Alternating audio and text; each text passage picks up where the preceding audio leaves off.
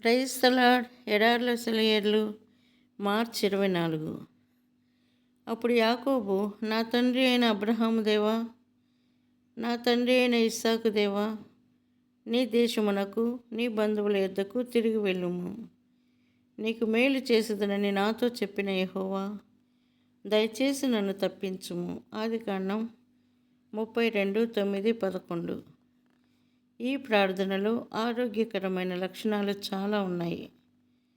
మన ఆత్మీయ అంతరంగాన్ని శ్రమల కొలిమిలో కరిగించి ఇలాంటి ప్రార్థన మూసలో పోయాలి. యాకోబు దేవుడు చేసిన వాగ్దానాన్ని ఉదహరించడంతో మొదలుపెట్టాడు ప్రార్థన. నువ్వు మాట ఇచ్చావు కదా అని 2 సార్లు ఈ ప్రార్థనలో అన్నాడు. ఇలా అనడంలో దేవుణ్ణి బుట్టలో వేసుకున్నట్టే అయింది. తన వాగ్దానాల ద్వారా దేవుడు మన అందుబాటులో ఉంటాడు. దేవా, నువ్వే అన్నావు కదా అని మనం ప్రార్థిస్తే ఆయన కాదనలేడు. తాను మాట ఇచ్చిన ప్రకారం నెరవేర్చవలసిందే. హేరోదు రాజే తను ఇచ్చిన మాటకి కట్టుబడి యోహాను తల నరికించాడు కదా. ఇక దేవుడు మాట తప్పడం ఎలా సాధ్యం? మనకి ఒక నిర్దిష్టమైన వాగ్దానం దొరికేలా ప్రార్థించాలి. ఇంకా దాన్ని చేతబట్టుకుని పరలోక ద్వారాలను కూడా బద్దలు కొట్టే శక్తి సంపాదించుకోవచ్చు. మన విజ్ఞాపనలు సూటిగా, ఖచ్చితంగా ఉండాలి. ప్రత్యేకమైన విషయాల గురించి మనం ప్రార్థించాలని దేవుని అభీష్టం.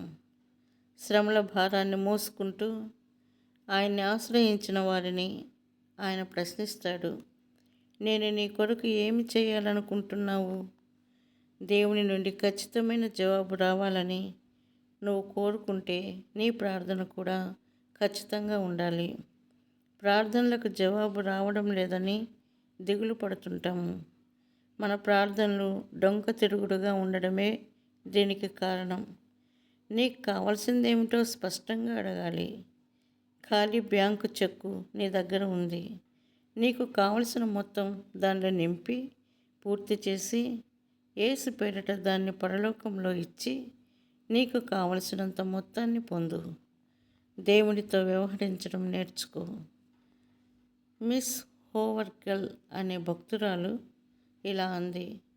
నా జీవితకాలంలోని సంవత్సరాలన్నింటిలో ప్రతిదినం ఒక విషయం ఉన్న కొద్దీ మరీ తేటతెల్లమవుతుంది. దేవుని మాటను గురించి శంకలు లేకపోవడము, ఆయన అన్న మాటలను తప్పక నెరవేరుస్తాడని నమ్మడం, తన నీతిని, కృపను కనపరిచే ఆయన పలుకులను స్వీకరించడం, ఆయన వాగ్దానాలను ప్రతి అక్షరము యథాతథంగా నమ్మి నిరీక్షించడం, ఇవే క్రైస్తవ జీవితంలో గోచరమయ్యే శక్తి, ఉత్సాహాల వెనుక ఉన్న రహస్యాలు. క్రీస్తు మీకు ఇచ్చిన మాట, వాగ్దానం, ఆయన మీకోసం చేసిన త్యాగం, ఆయన రక్తం, వీటన్నింటినీ వెంట తీసుకువెళ్ళండి. పరలోకపు ఆశీర్వాదాలు మీకు దక్కకుండా ఎవరు కాదంటారో చూద్దాం.